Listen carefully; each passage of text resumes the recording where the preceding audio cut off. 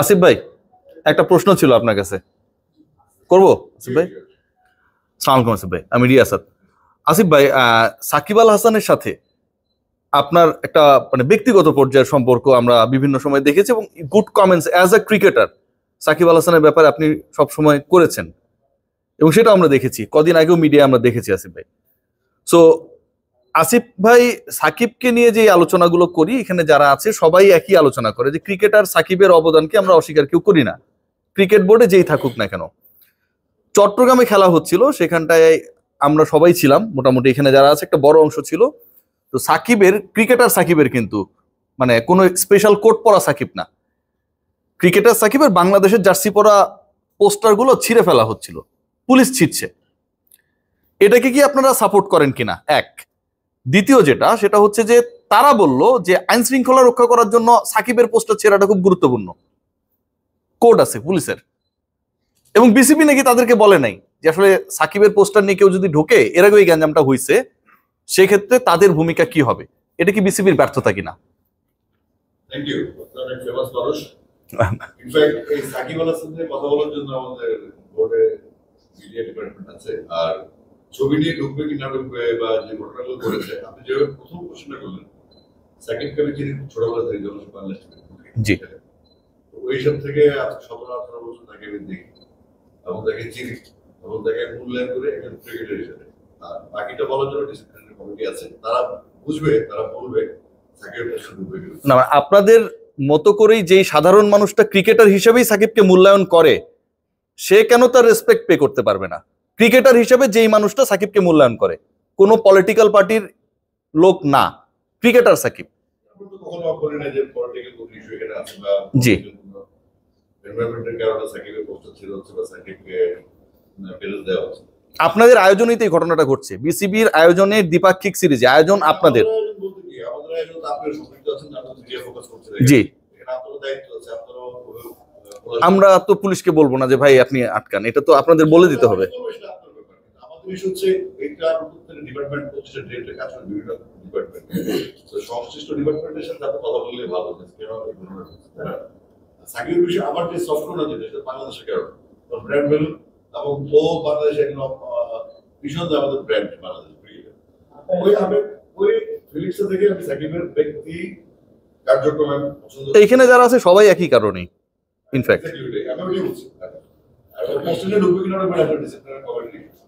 আমজাদ ভাই, আপনার কাছে একটা প্রশ্ন আছে। আপনি একটু আগে বলছিলেন যে মানে পারফরমেন্স গুরুত্বপূর্ণ, যখন ওই যে আয়ারল্যান্ড সিরিজের পরে আশরাফুল থাকবে কি থাকবে না এরকম একটা কথা বলা হচ্ছিল, এবং কিছুক্ষণ আগেই পাইলট ভাই বলেছে যে তখন আমরা আন্ডারডগ ছিলাম যখন আশরাফুল বড় ইনিংস খেলেছে, তারপর আমরা যখন হটডগ হলাম, এখন বাংলাদেশ খুব একটা ভালো খেলছে না।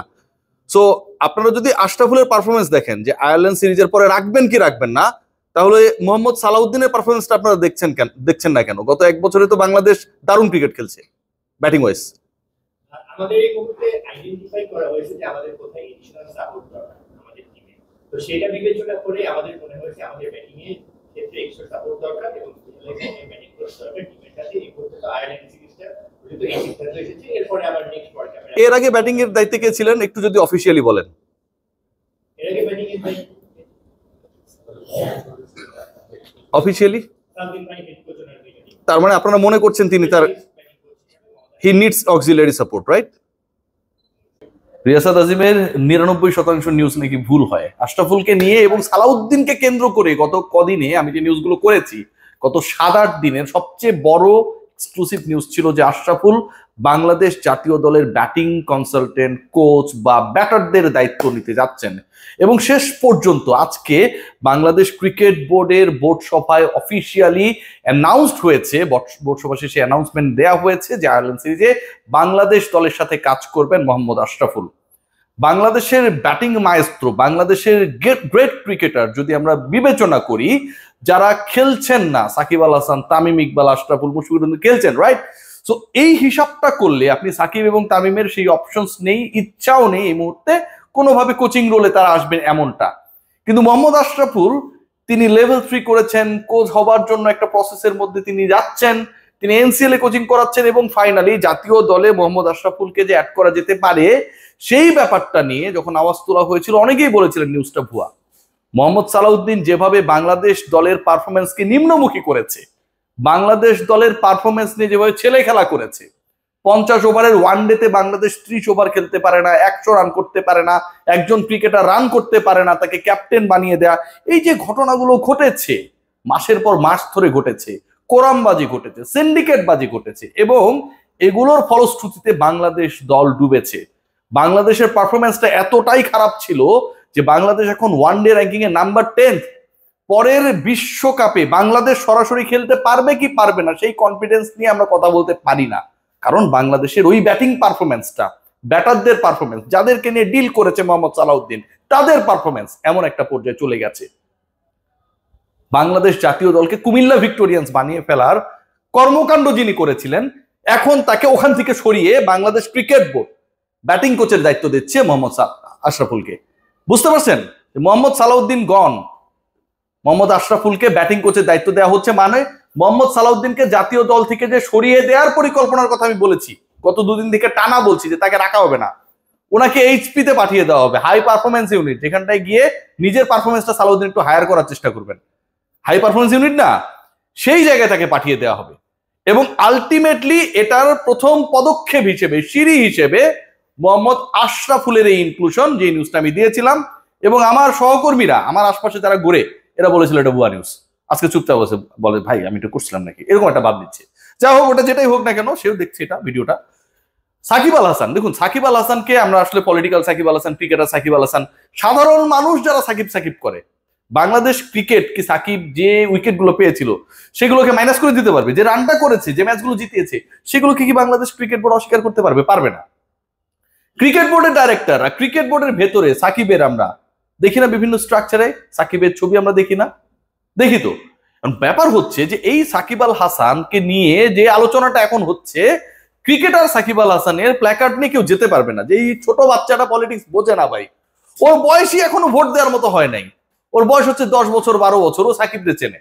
এখন ও সাকিব ভাইকে সাপোর্ট করার জন্য বা সাকিব ভাইকে মিস করতেছে, সে গ্যালারির মধ্যে নিয়ে গেছে তার ছবি, আর আমার পুলিশ ভাই এসে সেটা ছিঁড়ে দিচ্ছে। আমি পুলিশকে ছোট করছি না, প্রপার একটা গাইডেন্স যদি বাংলাদেশ ক্রিকেট বোর্ডের পক্ষ থেকে থাকে যে ক্রিকেটার সাকিব কোনো বিশেষ কোট পরা সাকিব না, পলিটিক্যাল সাকিব না, রাজনীতিক সাকিব না, কোনো ব্র্যান্ডের অ্যাম্বাসেডর সাকিব না, সেই সাকিবের ব্যাপারে বাংলাদেশ ক্রিকেট বোর্ড একটা প্রপার গাইডলাইন দিয়ে দিবে।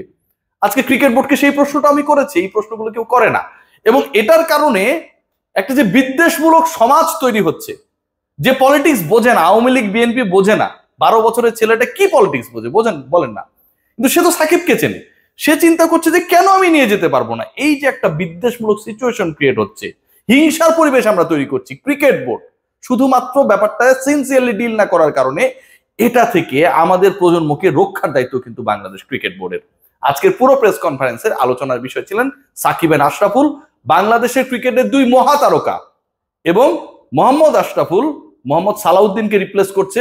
মোহাম্মদ সালাউদ্দিনের চাকরি যায় যায় অবস্থা, এইচপিতে পাঠিয়ে দেওয়া হবে তার পারফরমেন্সকে হায়ার করার জন্য, এবং মোহাম্মদ আশরাফুল আয়ারল্যান্ড সিরিজ থেকে দায়িত্ব পালন করছে। বাকি যে খবরগুলো দিয়েছিলাম, যে নিউজগুলো দিয়েছিলাম, যেগুলো নিয়ে আপনারা হাসাহাসি করেছেন, আপনারা নিজেরা নিউজ করেন ভাই, আমারে ফলো আপ করেন না, আমি কি করছি ওটা ভুল প্রমাণ করা না করে নিজেরা নিউজ করেন, নিজেরা নিউজ খোঁজেন, দু একটা ব্রেক করেন না। আপনাদের পেছনে আপনাদের অফিস গাড়ি দেয়, আপনাদের পেছনে ক্যামেরা ইউনিট দেয়, মাইক্রোফোন দেয়, কত কিছু দেয় না, খাবারের টাকা দেয়, ট্যুরে গেলে বিল দেয়।